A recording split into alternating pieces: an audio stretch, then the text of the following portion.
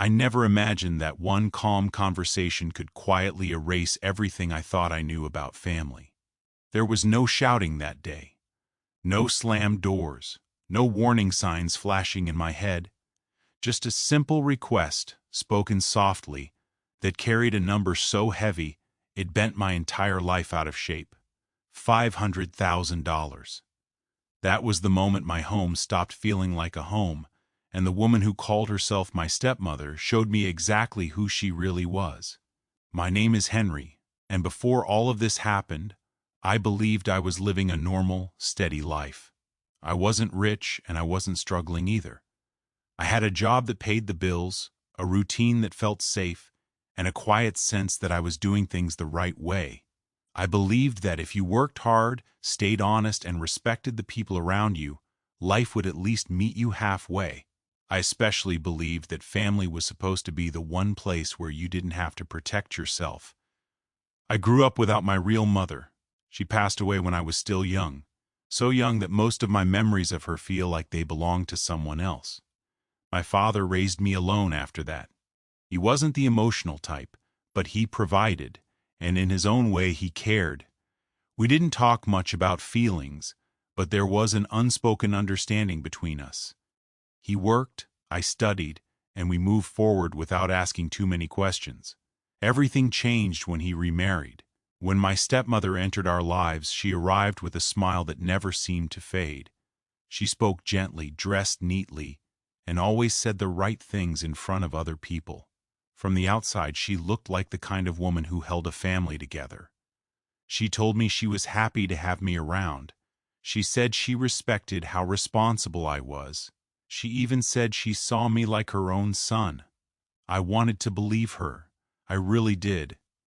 After college, I moved back home for what was supposed to be a short time. The plan was simple: save money, get fully settled into my career, then move out again. My father encouraged it. He said family should support each other. At the time it felt reasonable, safe, even, but living under the same roof with my stepmother was different from visiting. She didn't argue or raise her voice. She didn't openly criticize me. Instead, she controlled the atmosphere. Every rule in the house slowly began to pass through her. Meals happened on her schedule. Silence happened when she wanted it. Conversations shifted depending on her mood. My father trusted her completely, especially with finances and household matters. He worked long hours and she filled the space he left behind. At first, the changes were subtle, almost invisible. If I came home late, she would casually ask where I had been. If I bought something new, she would mention how expensive things were these days. If I disagreed with her on something small, she would smile and say nothing, but the air in the room would change. I started feeling like I was being measured, weighed, and quietly judged.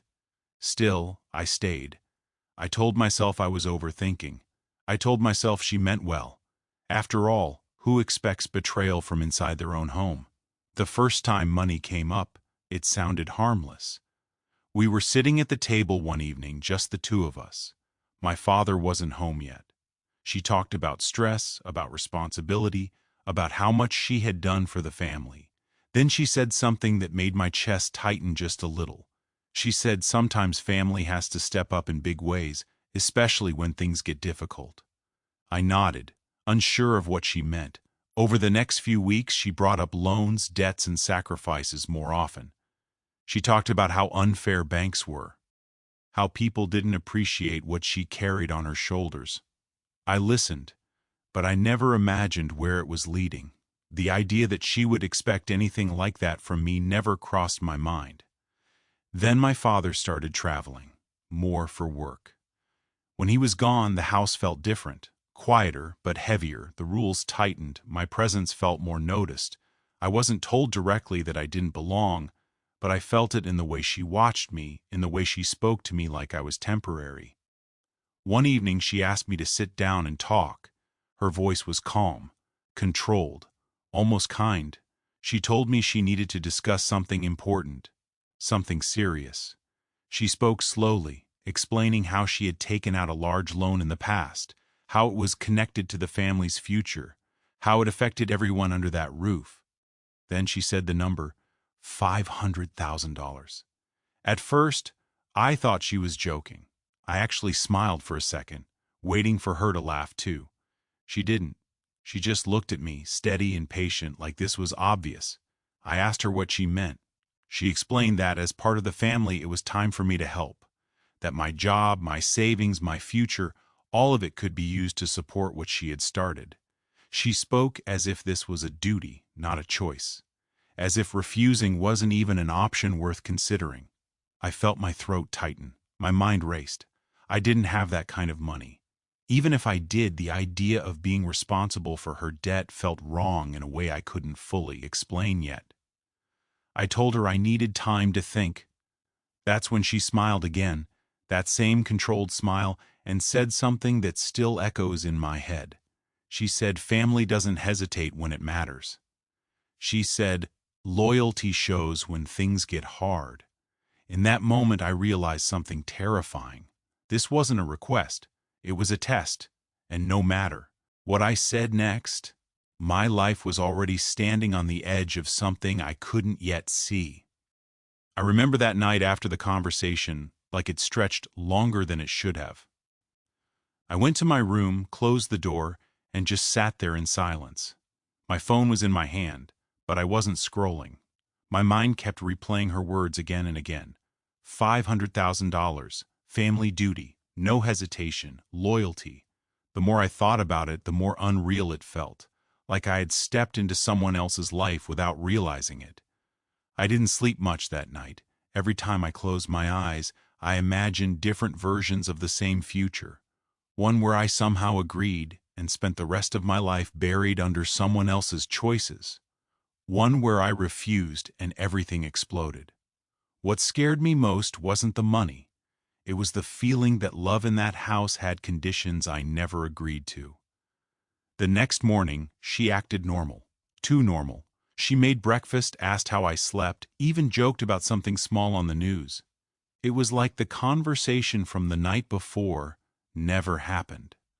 That calmness made my stomach turn. I realized she was waiting, watching, measuring my reaction. Over the next few days, the pressure didn't come all at once. It came in pieces, carefully placed like weight added slowly so you don't notice how heavy it's getting. She'd mention how stressed she was, how the loan payments were getting harder, how my father worked so much and didn't deserve more worry. Every sentence was designed to land on my chest. Then she brought my father into it. One evening, all three of us were sitting together. My father looked tired, like he always did after long trips. She started talking about finances, about responsibility, about how families survive by supporting each other. He nodded along, trusting her words without question. Then she casually mentioned that I was in a good position now, that I was young, capable, and earning. I looked at my father, expecting confusion, maybe even shock. Instead, he looked at me quietly and said, "Your stepmom says you could help us." That sentence hit harder than anything she had said.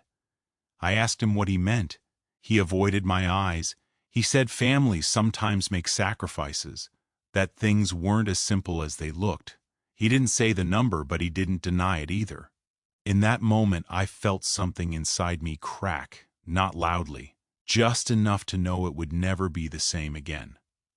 I tried to explain. I told them I didn't have that kind of money. I said even if I did, taking on such a massive loan wasn't reasonable.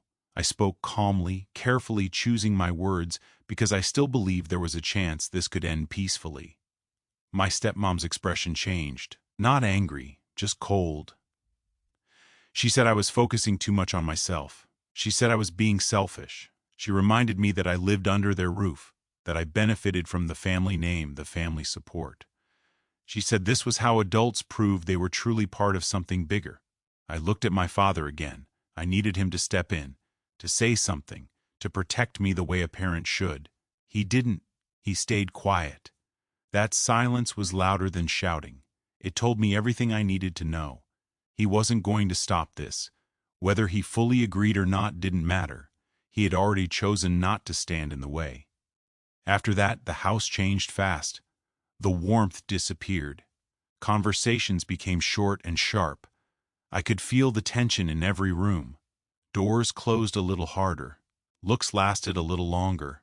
She stopped pretending. The kindness faded, replaced by expectation. She gave me deadlines without calling them deadlines. She asked when I'd made my decision. She reminded me of everything she had done for me. She kept repeating the same idea in different ways, that saying no would have consequences, and then one night she said it clearly. She told me that if I wasn't willing to step up for the family, then maybe I didn't belong in that house anymore. I felt my chest tighten, but something else happened too. A strange calm settled in. For the first time since this started, my fear began to turn into clarity. I saw the situation for what it really was. This wasn't about family. It wasn't about love or support. It was about control. I told her no. I said it quietly, not out of anger, not to challenge her, just a firm, honest no. The room went silent. She stared at me like she didn't recognize me anymore, like I had broken an unspoken rule. My father looked between us, uncomfortable, unsure, but still silent. I repeated myself. I said I couldn't do it. I said it wasn't right. That's when she stood up. She said if I couldn't help the family, then I couldn't stay there. She said it wasn't personal. She said it was just reality. She gave me a short amount of time to pack my things and find somewhere else to go. Just like that, the place I thought was my home was gone. I went to my room and started packing. My hands were shaking, but my mind felt strangely clear. Every item I picked up felt like proof of how quickly love could turn into leverage. I didn't cry. Not yet. I think part of me was still trying to understand how it had all happened so fast. When I carried my bags out, my father stood near the door. He looked tired. Guilty, maybe, but he didn't stop her. He didn't tell me to stay. He just said, "We'll talk later." Later never came. I walked out of that house with nowhere planned to go, carrying more than just my belongings. I carried betrayal, disbelief, and a deep sense of injustice. I didn't know what would happen next. I didn't know how I would recover. But one thought stayed with me as I stepped away from that door. If this was the price of refusing to be used, then I would pay it. And I had no idea that the same choices she made to push me out would soon turn back on her in ways she never expected. I didn't have a plan when I walked away from that house. I just kept moving, one step at a time. Like if I stopped, the weight of everything would crush me. My bags felt heavier than they should have, not because of what was inside them, but because of what I had just lost. A home, a sense of belonging, the belief that family would choose me over money. That first night, I slept on a friend's couch. He didn't ask many questions, and I didn't offer many answers. I stared at the ceiling for hours, replaying every moment in my head, wondering if there was something I could have said differently. Not to change my decision, but to change the outcome. Deep down, I knew there was nothing I could have done. The moment I said no, the story had already been written. The days that followed were some of the quietest of my life. No familiar sounds in the morning, no shared meals, no small talk that filled the space between people who lived together, just silence and uncertainty. I went to work like nothing had happened, smiled when I needed to, and kept everything inside. But every night, when I was alone, the truth hit harder. I wasn't just kicked out of a house. I was pushed out of a family. What hurt the most wasn't my stepmom's actions. Looking back, her behavior made sense in a cold, calculated way. What hurt was my father's silence. I kept checking my phone, expecting a message, an apology, an explanation, something. Days passed, then weeks. Nothing came. That's when the anger started to grow. At first it was quiet anger, the kind that sits in your chest and makes your hands shake when you think too long. I felt used, discarded, like my worth had been measured in dollars and found lacking. I started questioning everything. Had she ever cared? Had my father ever really chosen me? Or had I always been convenient until I wasn't? I tried to push those thoughts away and focus on surviving. I found a small place to stay. I tightened my budget. I worked longer hours. Every decision I made was about stability, about building something no one could take away from me again. And slowly, something unexpected happened. The more distance I put between myself and that house, the clearer everything became. I started noticing patterns I had ignored before. Conversations that didn't make sense at the time, financial stress she always talked about but never explained fully, the way she panicked whenever money came up, even before she ever asked me for help. One evening, a mutual relative reached out to me, someone who knew the family but stayed out of drama. We talked casually at first, then carefully. Eventually, the truth started slipping through the cracks. My stepmom wasn't just struggling, she was drowning. The loan she demanded I pay wasn't a shared family burden.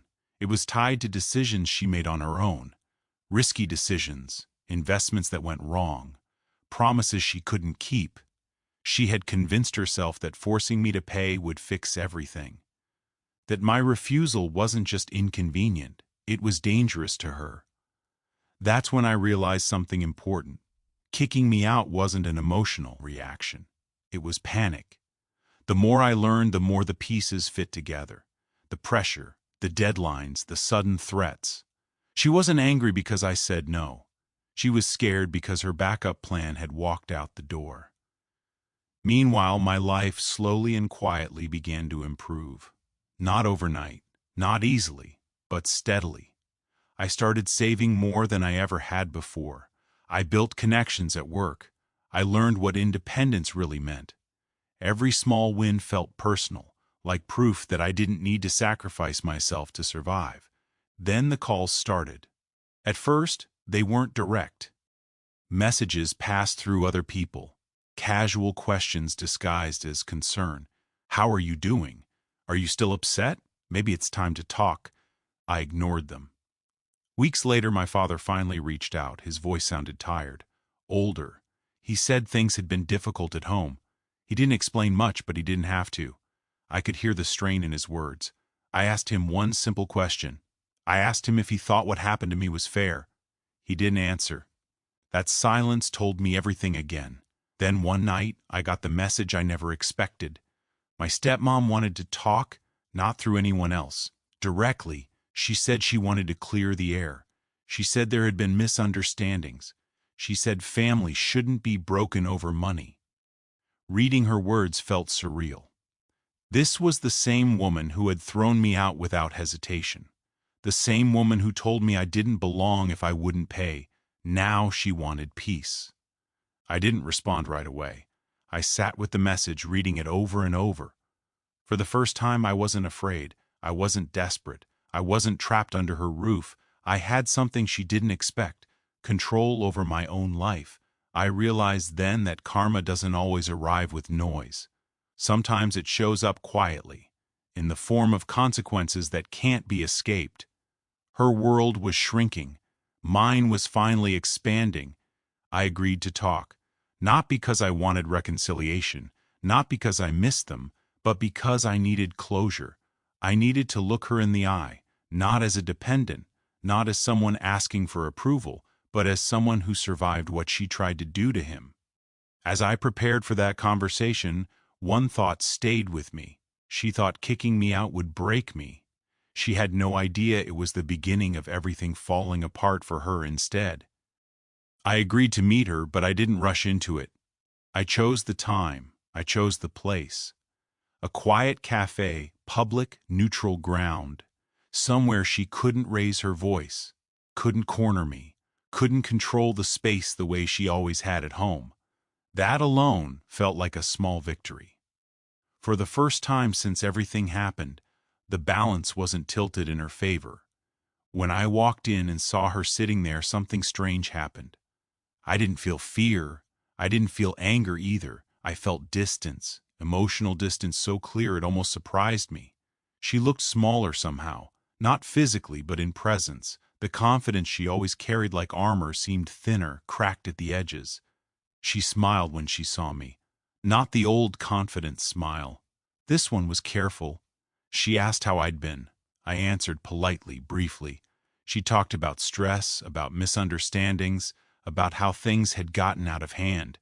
She kept using the word we, as if we were equals in what had happened, as if she hadn't thrown me out without a second thought.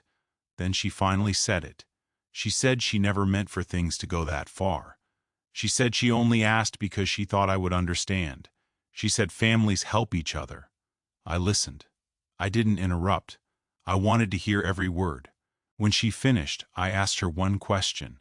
I asked her why helping the family only mattered when it involved my money, but not when it involved my home, my safety, or my dignity. She looked away. That answer was enough. She tried again. She said the loan situation had become serious, that deadlines were closing in, that mistakes had been made. She didn't say she was sorry for kicking me out. She didn't say she was wrong. She just explained her problems like they were reasons, not consequences. That's when I understood something clearly for the first time. She wasn't apologizing because she regretted what she did. She was apologizing because it didn't work. I told her calmly that I still wasn't paying the loan, that my answer hadn't changed, that what she did crossed a line that couldn't be undone by coffee and quiet words. Her face changed then. The softness disappeared. For just a second, the person I had lived with came back, the one who believed control was hers by default. She reminded me of everything she had given me, the roof, the meals, the support. She said I owed her, that my father agreed I should help now before things got worse. That was the moment I stood up. I told her something I had never said out loud before. I told her that support given with conditions isn't love, that a home that can be taken away isn't safety, and that kicking someone out for refusing financial control isn't family. It's manipulation. People at nearby tables glanced over. She lowered her voice. She asked me to sit back down. I told her this was the last conversation we'd have about money, that if she or my father contacted me again about the loan, I would walk away permanently. No calls, no explanations, no second chances. Then I left. Walking out of that cafe felt different from walking out of the house weeks earlier. That time I had left with fear and confusion. This time I left with clarity. I knew exactly where I stood, and more importantly, I knew where I wouldn't stand ever again. Over the next few weeks, things started unraveling for her fast. The loan she had hidden behind confidence and pressure became public within the family. People started asking questions. The same relatives who once saw her as organized and reliable began to notice cracks, payments missed, stories changing, stress showing in ways she could no longer hide. My father called me again. This time his voice was heavier. He said things were difficult. He said there were arguments every day. He said he didn't realize how bad things were until it was too late. I listened, but something had changed in me. I wasn't waiting for his approval anymore. I wasn't hoping he'd suddenly choose me. I simply listened as someone who had already accepted the truth. He asked me if I could help, not directly with money, but by talking to her, by calming things down. I told him no, not angrily, not bitterly, just no. I explained that I had already paid the price for a problem I didn't create, that stepping back into that chaos wouldn't fix anything. It would only pull me back into the same cycle. That was the last long conversation we had. Meanwhile, my own life kept moving forward. I settled fully into my place. I built routines that felt peaceful. I slept better. I laughed more. The constant tension I had lived with for years slowly faded, and I realized how heavy it had been without me even noticing. Then I heard the news. The loan had finally collapsed. Not dramatically, not overnight, but completely. Consequences caught up in the quiet way they always do. Legal pressure, financial fallout, reputation damage. The image she worked so hard to protect couldn't survive the truth. People stopped defending her. Sympathy ran out. And suddenly the same woman who kicked me out for refusing to pay was facing a reality she could no longer control. She tried reaching out again. This time there were no demands, no pressure, just regret wrapped in exhaustion. I didn't respond, not because I wanted revenge, but because I finally understood that peace sometimes means choosing distance over closure. What she called karma didn't look like punishment. It looked like accountability. It looked like living with the results of choices she made while believing someone else would pay the cost. As for me, I learned a lesson I wish I didn't have to learn this way. Being family doesn't mean being available to be used. Love doesn't ask for proof through sacrifice that destroys you. And saying no, even when it costs you everything in the moment, can be the exact decision that saves you in the long run. I lost a house that day, but I gained something far more valuable, my life back. After everything that happened, I thought the hardest part was already behind me. I thought being kicked out, standing my ground, and watching the truth come out would be the end of it. I was wrong. What came next was quieter, slower, and in some ways even heavier, because it forced me to face something I had avoided my whole life, who I was without them. For the first time, I wasn't reacting anymore. I wasn't defending myself. I wasn't explaining my choices to anyone. I was just living. And that silence gave my thoughts too much space. I started thinking about my father more than I wanted to, about all the moments he stayed quiet, about how easily he let someone else decide my place in his life. I replayed that final moment at the door over and over in my head, him standing there, tired, unsure, saying nothing. I realized something painful but necessary. He didn't betray me with anger. He betrayed me with comfort, with avoidance, with choosing peace in his marriage over responsibility to his son. That understanding hurt more than my stepmom's actions ever did, because with her I eventually accepted the truth. She acted out of fear and control, but my father acted out of weakness, and that was harder to forgive. Weeks passed, then months. I didn't hear from them for a while, and for the first time in my life, that silence felt healthy. I stopped jumping every time my phone buzzed. I stopped preparing speeches in my head. I stopped wondering if I had done the right thing. The answer became clear in the way my life slowly stabilized. I began investing in myself the way I once tried to invest in family approval. I took better care of my health. I focused on work not just to survive, but to grow. I made plans without asking for permission. I realized how much of my identity had been shaped by trying not to upset people who never truly protected me. One night, I caught myself laughing alone in my apartment over something small, and it hit me. I hadn't laughed like that in years, not freely, not without tension sitting somewhere in the room. That's when I knew I was healing. Then the messages started again, not from her directly this time, but from extended family, people who had stayed neutral before, people who now wanted to understand both sides. They told me things I already suspected. The financial situation had gone from bad to worse. My stepmom's reputation had taken a serious hit. People no longer trusted her stories. Opportunities closed quietly. Support disappeared. The same people who once nodded along with her version of events were now keeping their distance. And suddenly, I was no longer the problem. Some of them apologized. Others avoided the subject altogether. A few hinted that maybe I should reach out, that maybe forgiveness would help everyone move on. I listened politely, but I didn't act, because forgiveness doesn't mean returning to the place that broke you.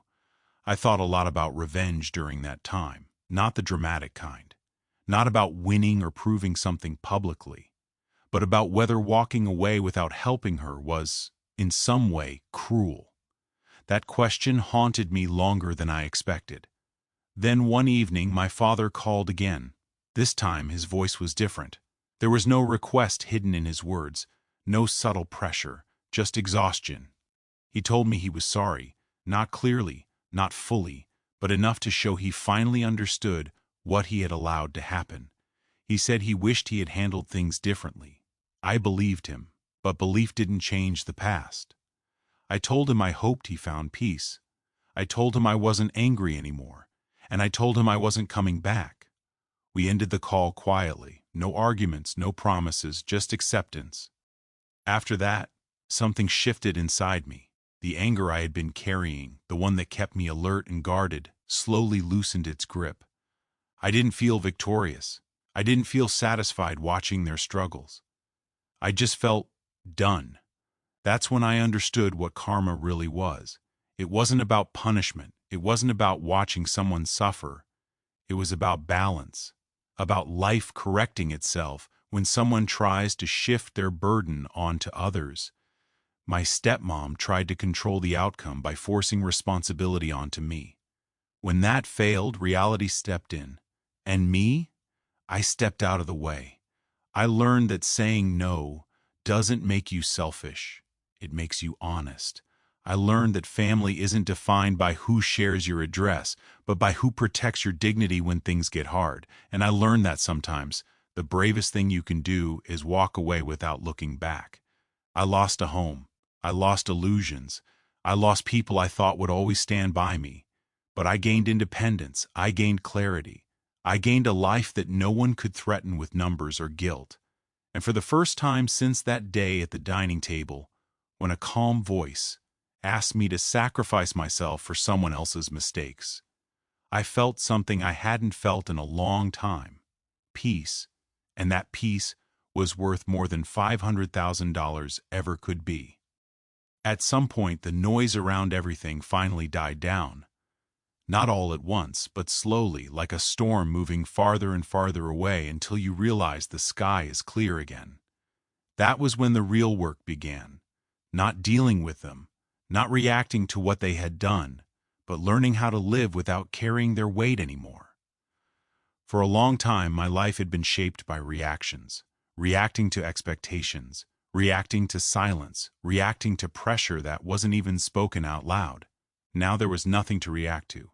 No one demanding explanations, no one testing my loyalty, and that emptiness forced me to face myself in a way I never had before.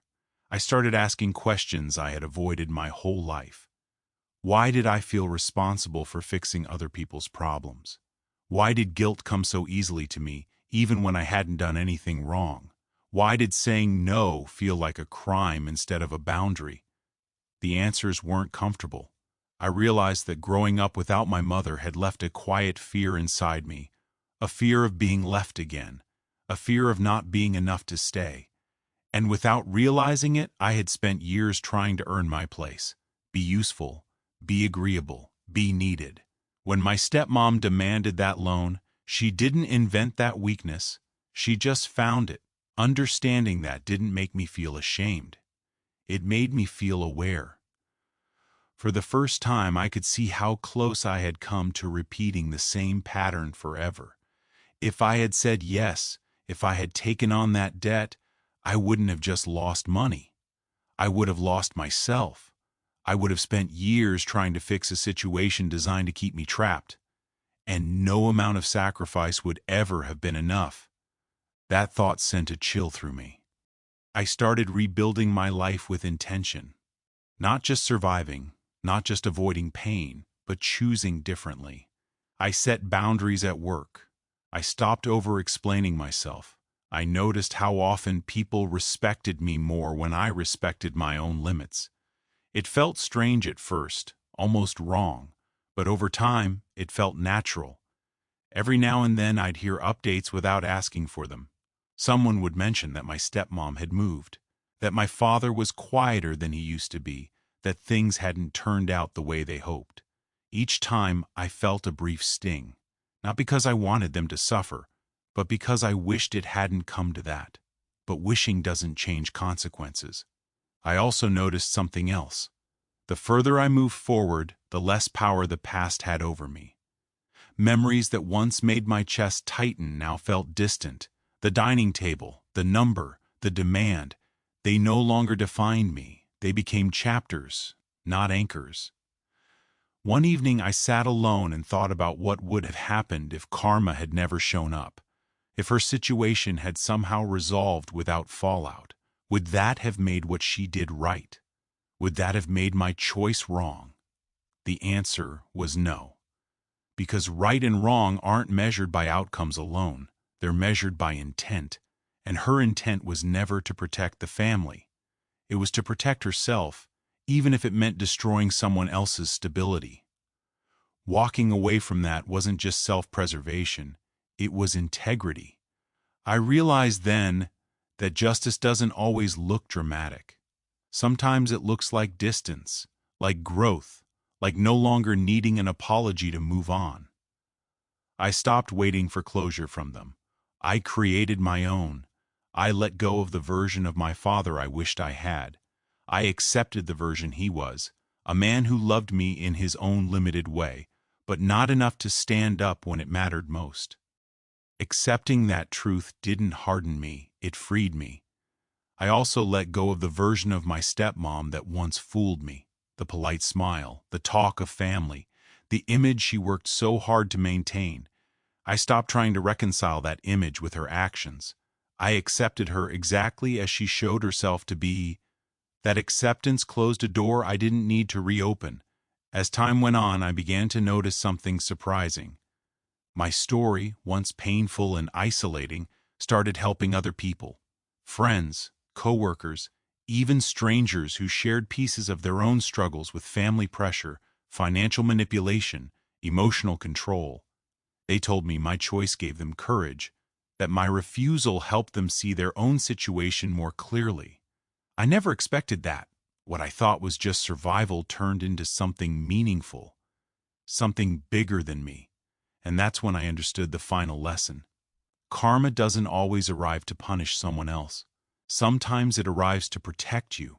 It removes you from situations that would have slowly destroyed you. It exposes truth you were never meant to carry alone. It clears space for a life that doesn't require you to bleed just to belong. I didn't win in the way movies show. There was no apology that fixed everything. No moment where everyone suddenly understood. But I won in a quieter, deeper way. I kept my dignity. I kept my future. And I learned that no amount of money is worth the cost of losing yourself to someone else's fear and greed. That lesson stayed with me, not as anger, not as regret, but as strength. And it prepared me for the final chapters of this story, where everything that once felt like loss finally revealed itself as gain. Time has a way of testing the lessons you think you've already learned. Just when I believed everything had settled, life gave me one more reminder of why walking away had been the right choice. It didn't come with drama or confrontation. It came quietly, through distance, through observation, through seeing how people behave when they think the story is over. Nearly a year had passed since I left that house. By then, my life looked completely different from the one I had been pushed out of. I had my own place, my own routines, and a sense of stability that came from knowing no one could threaten my foundation anymore. I wasn't just surviving, I was building something real. That's when I ran into someone from my past. It was unplanned, one of those random moments life drops in your path without warning. A familiar face, someone who had known my family for years.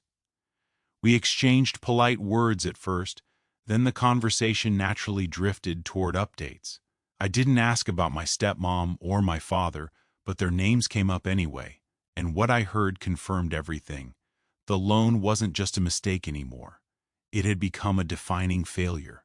The trust she once had within the family was gone. People didn't see her as capable or reliable anymore. They saw her as someone who made reckless choices and tried to force others to clean up the mess. My father, once shielded by her confidence, was now dealing with the fallout daily. The most striking part wasn't the details, it was the tone. No anger, no blame, just disappointment. For the first time, I felt something I didn't expect. Relief. Not relief that they were struggling, but relief that I wasn't there anymore. Relief that I didn't cave in. Relief that my future wasn't tied to decisions I never made. That night, I went home and sat quietly, thinking about how close I had come to being trapped forever. If I had said yes, even once, even partially, it would have been used against me. The demands would have grown. The pressure would have increased. And when things still failed, I would have been blamed. That's how control works. It never stops at one sacrifice. I realized then that my stepmom didn't lose because karma was cruel. She lost because she built her security on someone else's obedience. When that obedience disappeared, everything collapsed. And my father? He lost something too, not money, something quieter. He lost his role as a protector. He lost the chance to stand up when it mattered. And now he had to live with that silence every day. I thought about reaching out again, not to fix anything, but to check in. The thought passed quickly. I understood that contact wouldn't help anyone. Sometimes, distance is the most honest form of respect. Respect for yourself and even for others, because it doesn't reopen wounds that can't heal. As my life continued forward, I noticed how differently I approached relationships. I paid attention to how people handled disagreement, how they respected boundaries, how they reacted when I said no. I no longer ignored red flags just to keep peace. I didn't confuse politeness with kindness or authority with love. The story had changed me, but not in the way I once feared. I wasn't hardened. I wasn't bitter. I was awake. One afternoon, I found myself going through old photos, pictures from before everything fell apart, family gatherings, smiles that now felt staged in hindsight. I didn't feel anger looking at them. I felt clarity. I could see the imbalance that had always been there. The way power flowed in one direction, the way silence was used as a tool, that clarity was freeing. I deleted the photos I didn't need, kept the ones that reminded me of who I was before I learned to shrink myself for others.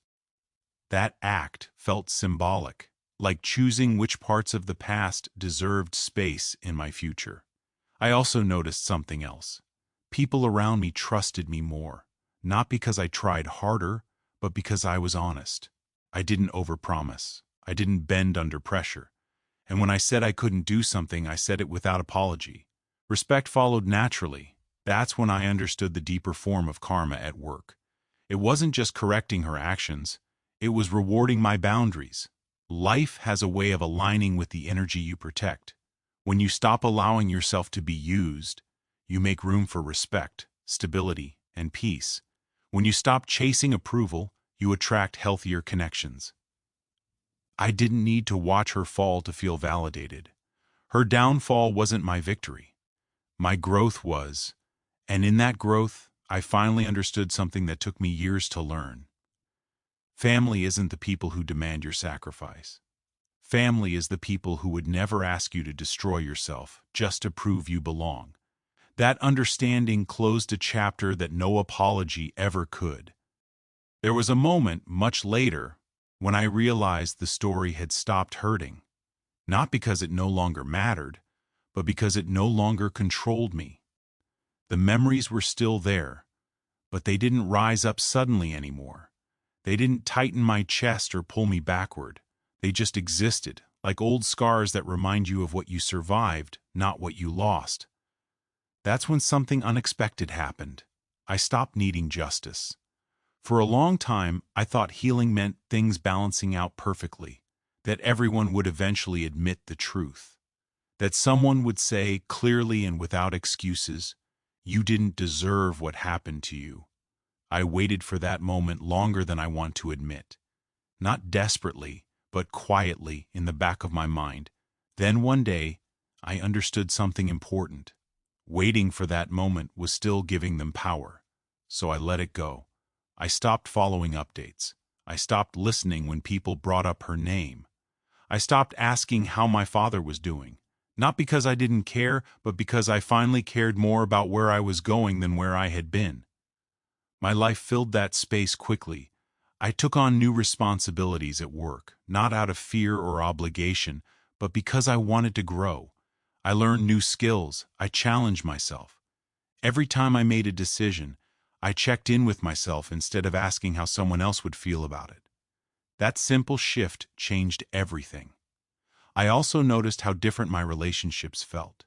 There was no tension under the surface, no unspoken expectations, no emotional debts waiting to be collected later. The people in my life now didn't test my loyalty. They trusted it. And that trust was mutual. One night, I sat alone and thought about the version of myself who had stood in that dining room, listening to a calm voice explain why he owed $500,000 he never borrowed.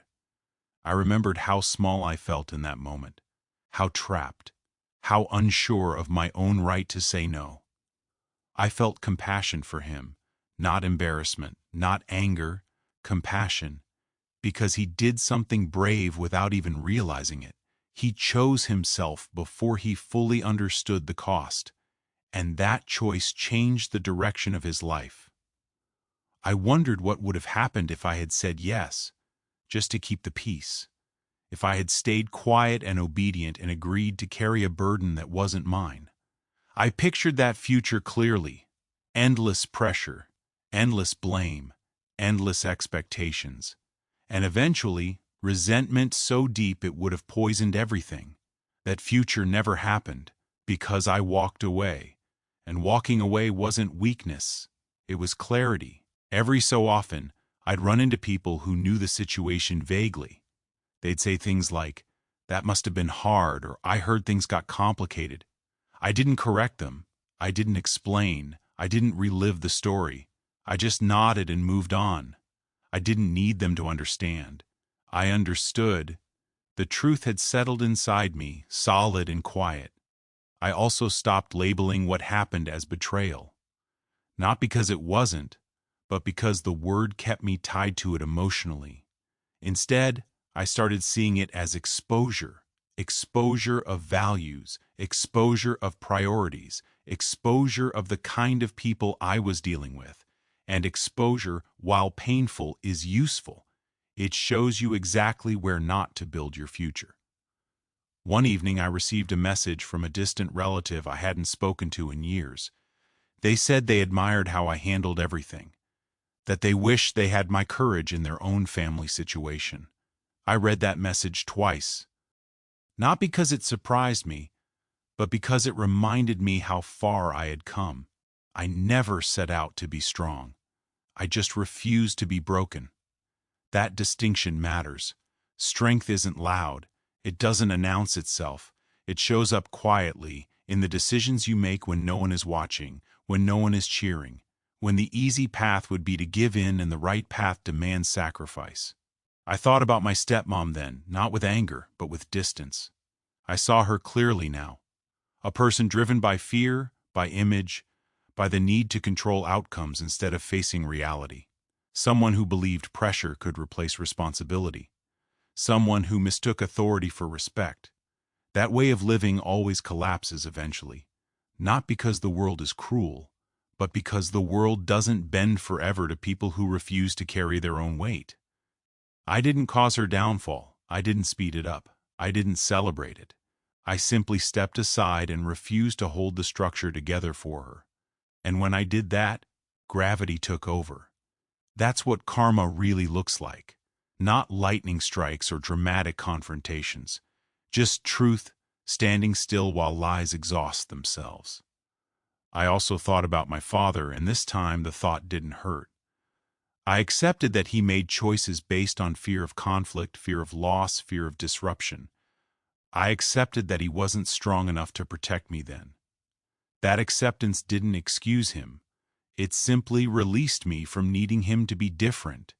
People can only meet you at the level they've met themselves. That understanding softened something in me. As my life continued to unfold, I found myself in moments of peace I never experienced before. Quiet mornings, calm evenings, decisions made without guilt, sleep without tension, a future that felt open instead of fragile. And in those moments, I felt grateful, not for what happened, but for what didn't.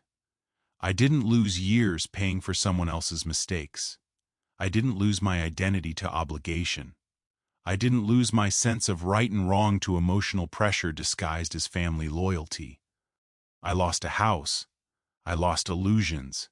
I lost people who were never really on my side, and in return I gained something far more valuable, a life that belongs to me. That's when I knew the story was nearing its end. Not because everything was perfect, but because everything was honest. Because I no longer needed answers, explanations, or closure from anyone else.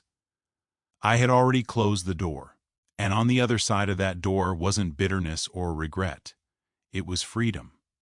There was one final test I didn't expect, and it didn't come from them. It came from inside me. Long after the anger faded and the story stopped being painful, I noticed something subtle lingering beneath the surface. A quiet question that kept returning when life slowed down. Was I really free, or was I just far away? That question mattered more than I realized. Freedom isn't just distance. It's not just changing locations or cutting contact. True freedom means the past no longer decides how you see yourself, how you trust, how you love, or how you protect your peace. And I needed to know whether I had truly reached that point, or if I was still living in reaction mode without realizing it. The answer came slowly, through everyday moments. It showed up when someone at work disagreed with me, and my first instinct wasn't to explain myself endlessly or apologize for having a boundary. It showed up when I said no to something without guilt following me home. It showed up when I made plans for the future without wondering who might disapprove. That's when I knew. I wasn't running anymore. I was choosing. I thought back to the version of myself who believed family loyalty meant silence, who believed love meant compliance, who believed saying no would cost him everything. That version of me lived in fear of being pushed away, and because of that fear he almost agreed to destroy his own future just to stay accepted. That realization hit me harder than any argument ever did. I understood then that the real danger was never the loan. It was the mindset that told me I owed people access to my life simply because of a title. Stepmother, father, family. Those words had power over me once, not because they deserved it, but because I gave it to them, and taking that power back didn't require confrontation. It required clarity. I also realized something else. If I had stayed, if I had paid even a fraction of that money, the story wouldn't have ended. There would always have been another reason, another emergency, another demand wrapped in guilt. Control never ends with one victory. It feeds on compliance. Walking away didn't just stop one problem. It stopped a pattern. One evening, I sat quietly and imagined my life 5 years down the road. Not in detail, not with pressure, just calmly. And for the first time, that future didn't include fear. It didn't include debt that wasn't mine. It didn't include living under someone else's emotional rules. It included peace. I also noticed how differently I saw other people's stories. When friends talked about being pressured by family, by partners, by expectations they didn't agree with, I listened differently. I didn't rush to give advice. I didn't push solutions. I just reminded them of something I learned the hard way. You are allowed to choose yourself without becoming the villain. That sentence would have saved me years of confusion if I had heard it earlier. I no longer wondered whether my stepmom thought she was right. I no longer wondered whether my father regretted his silence. Those questions lost their grip on me. Because even if they did regret it, regret doesn't undo damage. And even if they didn't, my worth didn't depend on their understanding. That realization was final. I also stopped framing my story as something that happened to me. I started seeing it as something I walked through, something that tested me, something that forced me to grow faster than I planned, but exactly in the direction I needed. Not everyone gets that kind of wake-up call. Most people stay stuck, hoping things will change, waiting for permission to protect themselves. I didn't get permission. I got pushed. And that push, painful as it was, changed my trajectory forever. I thought about the word karma again, not as revenge, not as justice, but as alignment. When people act out of fear and control, their world eventually narrows. When people act out of self-respect and truth, their world expands. No force is needed, no punishment is required, life simply adjusts. And mine did. I didn't rebuild my life loudly. I didn't prove anything publicly. I didn't need to. The proof was in the way I slept at night, in the way my future felt open instead of fragile.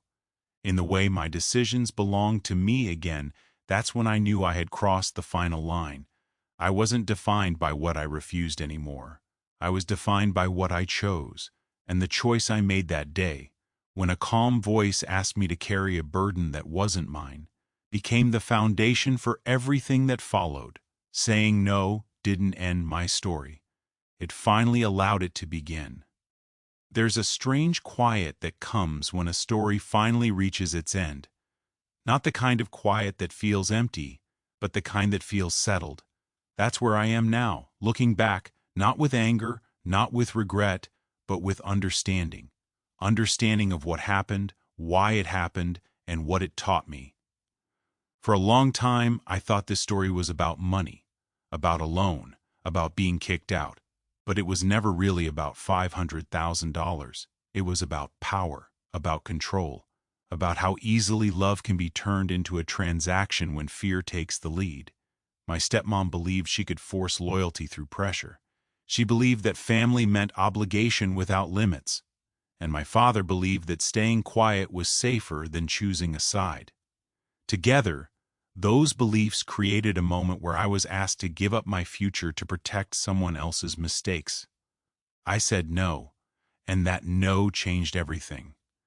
At the time, it felt like loss. I lost my home. I lost daily contact with my father. I lost the illusion that family will always protect you just because you share a name or a roof. Those losses hurt deeply, and I won't pretend they didn't. Walking away felt like stepping into the unknown with nothing but my dignity in my hands. But over time, I learned something important. What I lost was never truly mine to begin with. A home that can be taken away the moment you refuse to be used is not a home. Love that disappears when you set a boundary is not love. Support that comes with a price that destroys you is not support. It's control wearing a friendly face. And once I saw that clearly, the pain began to change shape. I stopped asking why they did what they did, and started asking why I almost accepted it. That question led me to answers about myself that were uncomfortable but necessary. It showed me how fear of abandonment can make you accept things you shouldn't, how silence can feel safer than conflict, how easy it is to confuse peace with surrender. I don't blame myself for that anymore. I honor the version of me who found the courage to say no before it was too late. As for karma, it didn't arrive with drama or celebration. It arrived with truth. The truth that you cannot build stability by pushing responsibility onto someone else. The truth that control always collapses when obedience disappears. The truth that every choice eventually asks to be paid for by the person who made it. I didn't need to take revenge. I didn't need to expose anyone publicly. I didn't need to win. Life handled the balance on its own. And in the end, the greatest outcome wasn't what happened to them. It was what happened to me. I learned to trust my instincts. I learned to set boundaries without guilt. I learned that being called selfish by the wrong people is often proof that you're finally doing something right. I learned that walking away is sometimes the strongest form of self-respect. Most importantly, I learned that family is not defined by blood, marriage, or shared walls. Family is defined by who protects your dignity when it's inconvenient, by who stands with you when there's something to lose, by who doesn't ask you to destroy yourself just to prove you belong. If you're listening to this and you're standing in a moment where someone is asking too much of you, where love feels conditional, where saying no feels terrifying, hear this clearly. You are allowed to choose yourself. You are allowed to protect your future. And you are not wrong for refusing to carry a burden that was never yours. Sometimes, the hardest decision becomes the one that saves you. It did for me.